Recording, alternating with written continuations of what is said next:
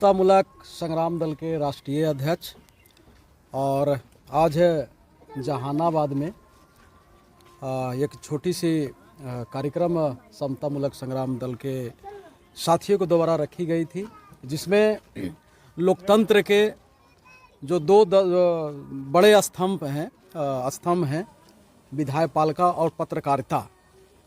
बाकी न्यायपालिका और कार्यपालिका तो हैं ही, ये दोनों ही संस्थान हैं जो जनता के बीच में जाते हैं।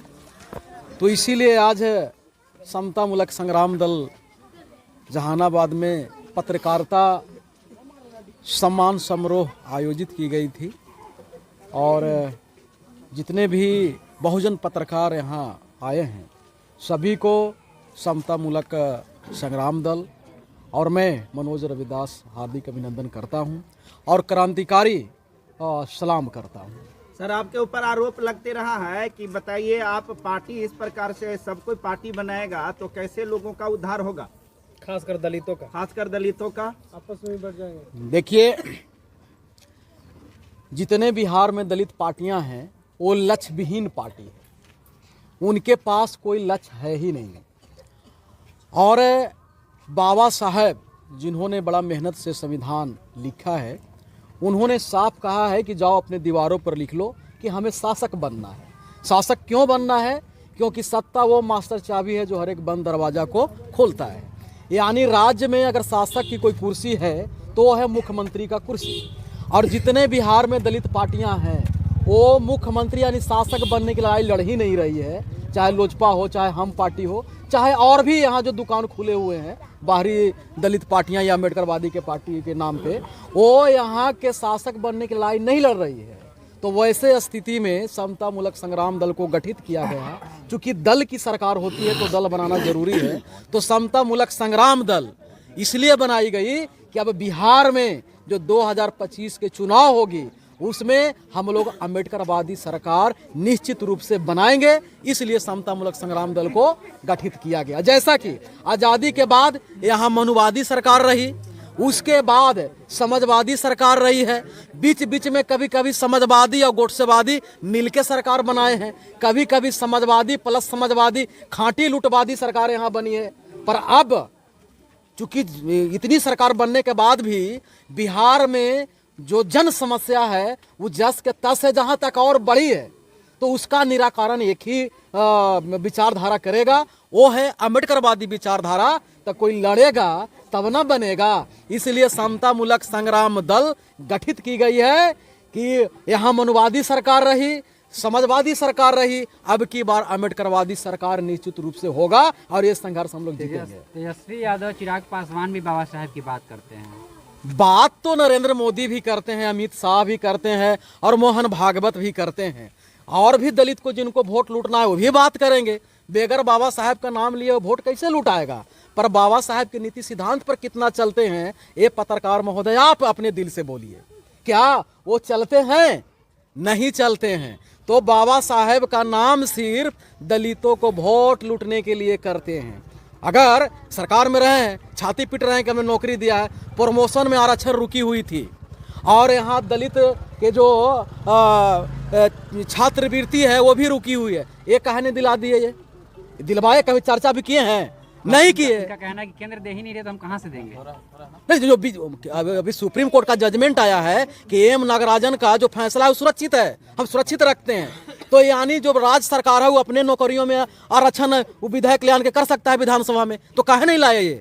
अब तो सुप्रीम कोर्ट ने क्लियर कर दिया ना भाई, वो क्लियर कर दिया है कि जो एम राजन का जो जजमेंट है केस में, वो जजमेंट को हम सुरक्षित रखते हैं। दलितों को लूटने का काम करिए। दलितों का लूटने का काम है, चूंकि दलित के ही वोट से सरकार बनती है, सरकार गिरती है। और सबसे आसान वोट लूटना है अम्बेडकर जी के नाम पर। जैसे आम आदमी पार्टी ने पंजाब में एगो फोटो लगा के सारा वोट लूट लिया और बनने के बाद आरक्षण खत्म, छात्रवृत्ति खत्म, वही काम जो मनवादी कर रहा है। मनोज भारती का कहना है कि आजाद समाज पार्टी और बहुजन समाज पार्टी लक्ष्य विहीन पार्टियां हैं, सिर्फ मनोज भारती का जो पार्टी है वही लक्ष्य के साथ आगे बढ़ रही है। नहीं, बिहार में हो सकता है वो यूपी में उनका पास लक्ष्य हो, पर बिहार में अगर आप देखेंगे संगठन बिहार में भी है तो उनका लक्ष्य क्या है? उनका लक्ष्य उनसे पूछिएगा, उनका लक्ष्य क्या है? उनकी है। यहाँ लक्ष्य क्या है? देश में तीसरी नंबर की पार्टी है। कौन तीसरी नंबर की पार्टी? बहुजन समाज पार्टी तीसरी नंबर के पार्टी है, पर तीसरी नंबर की लड़ाई तो नहीं लड़ रही है। एक है नरेंद्र मोदी प्रधानमंत्री कैंडिडेट, दूसरा है कांग्रेस का राहुल गांधी, तीसरा कोई है क्या? मायावती है ना। कैसे मान लें कि वो कैंडिडेट है? कैसे मान लें कि वो कैंडिडेट है? मनो वो अपने से या बहुजन समाज पार्टी के राष्ट्रीय कमेटी ने फैसला लिया है? नहीं लिया है। क्या बहन जी ने कभी स्टेटमेंट दिया है? नहीं दिया है। तो उनके समर्थक लोग बोल रहे हैं कि हमारे नेक्स्ट पीएम वो लड़ ही नहीं रहे हैं। कैसे प्रधानमंत्री बनेंगे? राज्यसभा में जाएंगी नहीं। तो चुनाव लड़ ही रहे हैं ना। बहन जी कहाँ लड़ रही हैं? राज्यसभा में नहीं जाएंगी, लोकसभा में नहीं जाएंगे, तो प्रधानमंत्री कैसे बनेंगे वो? बहन जी में कोई दोष नहीं है। बहन जी यूपी के 27 मुख्यमंत्री के वो लड़ाई की उनकी तैयारी है। देश के प्रधानमंत्री की लड़ाई नहीं है। देश के प्रधानमंत्री की लड़ाई में दो ही पार्टी लड़ रही है, एक है भाजपा और एक है कांग्रेस, तीसरा कोई नहीं है। और बिहार में लोकसभा चुनाव हो रहा है, तो समता मूलक संग्राम दल कितने सीटों पर चुनाव लड़ रही है? कितने प्रत्याशियों की अभी घोषणा की? हम लोग यहाँ 10 सीट पर हम लोग चुनाव लड़ रहे हैं, जिसमें प्रथम चरण में 3 जगह हम लोगों ने नॉमिनेशन फाइल किया था, जिसमें हम लोग को षड्यंत्र के तहत यहाँ के सरकार और विपक्षी दोनों मिलकर हमारे उम्मीदवार के नॉमिनेशन को रद्द करने का काम किया था। वो 3 गो रद्द हो गई है। पर अभी हम लोग जहानाबाद से लड़ेंगे। 7 तारीख के हमारे मिंता देवी जी यहाँ आपके सामने कैंडिडेट यहाँ हैं। 7 तारीख को हम लोग नॉमिनेशन करेंगे। पटना पाटलिपुत्रा से हम लोग हैं, आरा से हैं, सासाराम से हैं, आपका काराकाट से हैं, बक्सर से भी हैं। हम लोग अब चुनाव लड़ने वाले हैं और निश्चित हम लोग चुनाव लड़ेंगे। और सर एक आखिरी सवाल ये है, लोगों का कहना है कि आप जो है धरातल पर जा करके लड़ाई नहीं लड़ रहे हैं।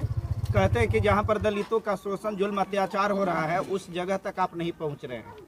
नहीं, उसके लिए तो सोशल मीडिया, अभी तक सोशल मीडिया जो है प्रूफ के तौर पर हर एक लोगों के हाथों में सोशल मीडिया है। आप हमारा जो फेसबुक अकाउंट है उसको खोल के देख सकते हैं कि हम लोग वहाँ जा रहे हैं कि नहीं जा रहे हैं। बिहार में सबसे ज़्यादा अगर ज़मीन पर कोई लड़ रहा है, बाकी लोग तो लड़ रहे हैं लोकप्रियता हासिल करने के लिए, पर हम लोग लड़ रहे हैं न्याय के लिए, हम लोग लड़ रहे हैं शासक बनने के लिए, और हम लोग ज़मीन पर हैं। जितनी लड़ाई अगर यहाँ सफल लड़ाई लड़ी गई है अभी 2 सालों के अंदर में, तो समता मूलक संग्राम दल है। उसको रिकॉर्ड आप देख सकते हैं। तेजस्वी यादव 17 महीने में 5 लाख लोगों को रोजगार दिए। तो वो रोजगार दिए हैं, तो इसमें भेद है। रोजगार समता मूलक संग्राम दल मानती है कि रोजगार पहले उनको मिलना चाहिए जो आर्थिक रूप से कमजोर है। जो व्यक्ति अर्थ के अभाव में वो विशेष डिग्री नहीं लिया हो, उसको पहले नौकरी मिलना चाहिए। पर इन लोगों ने अमीरों को नौकरी दिए हैं। जैसे तेजस्वी यादव किसको दिए हैं? तो स्पेशल डिग्री जो प्राप्त किया है, जैसे हम उनका विरोधी नहीं है, पर उन्होंने मास्टर के तो नौकरी निकाला, पर स्कूल में चपरासी के निकली है क्या?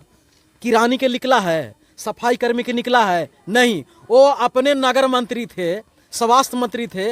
नगर में जितने मेहतर समाज के हमारे भाई हैं, जो सफाई कर्मचारी पहले हुआ करते थे, अब उसको मजदूरा बना दिया गया है। वो चाहते तो कर्मचारी को उनको नौकरी दे देते, पर जितने जो गरीब लोग हैं, राज मिस्त्री के बेटा हो, ठेला चलाने वाला का बेटा हो, टेम्पू चलाने का बेटा हो, फोकचा बेचने वाला का बेटा हो, जूता सीने वाला का बेटा हो, जो बड़ी मेहनत से BA स्नातक की डिग्री लिया है, कोई नौकरी निकाला? उन्होंने नौकरी नहीं निकाला। यानी ग्रुप D की नौकरी नहीं निकली और निकली है विशेष डिग्री वाला का। तो विशेष डिग्री कब मिलता है? जब 2 लाख रुपया लगाएंगे, 4 लाख रुपया लगाएंगे। तो 4 लाख 5 लाख रुपया किनको पास है? जरूर, चाहे वो दलित हो, चाहे OBC हो, चाहे फॉरवर्ड हो, जरूर वो नौकरी पर या विशेष उद्योग धंधा का उनके पास जरिया हो, वही ने विशेष अपने बाल बच्चा को विशेष डिग्री दिलवाए और उन्हीं को नौकरी दिलवाए। पर गरीबों को जो अपने पेट काट के अपने बच्चा को स्नातक और IE और मैट्रिक पास कराया, उसके लिए कोई डिग्री को नौकरी के लिए निकाले क्या? जो खाना बनाती है महिला सशक्तिकरण की बात होती है,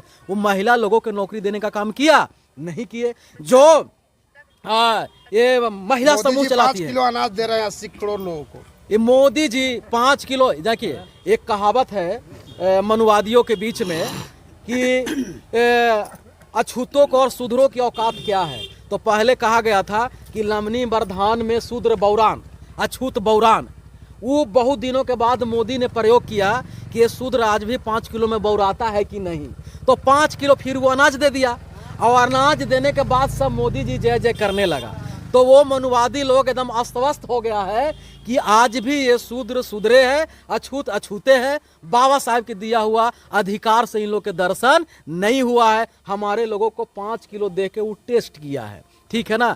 हम लोग निकल के अपने लोगों को बता रहे हैं कि अब तुम शूद्र नहीं हो, तुम यहाँ के शासक बहुजन हो, 85 हो। 5 किलो अनाज नहीं चाहिए, हमको सरकार चाहिए, ताकि हम 5 किलो भीख नहीं मांगेंगे। हम मांगने वाला नहीं, अब देने वाला समाज बनेंगे। वो कब बनेंगे? जब यहाँ के शासक बनेंगे तब। मोदी जी ने एक तरफ कहते हैं कि आर्थिक विकास हो रही है और एक तरफ कहते हैं कि 5 किलो अनाज दे रहे हैं। तो 5 किलो किनको अनाज देते हैं? वो जो गरीबी रेखा से नीचे हैं, जिनका भोजन नहीं जुट पा रहा हो, उन्हीं को दे रहे हैं। तो 80 करोड़ तो यहाँ ऐसे जमात पैदा हो गया मोदी जी के सरकार में, जिसको 1 जून एक टाइम का वो रोटी नहीं व्यवस्था कर सकता है, और कहते हैं कि देश विकास कर रहा है, हम देश के पूरे वर्ल्ड के नेता हो गए हैं। ये गलत है। मोदी जी ने आर्थिक व्यवस्था को ध्वस्त कर दिया है और वो 5 किलो अनाज देके इस टेस्ट कर दिया। मनोज रविदास उर्फ भारती जी, समता मूलक संग्राम दल का राष्ट्रीय अध्यक्ष।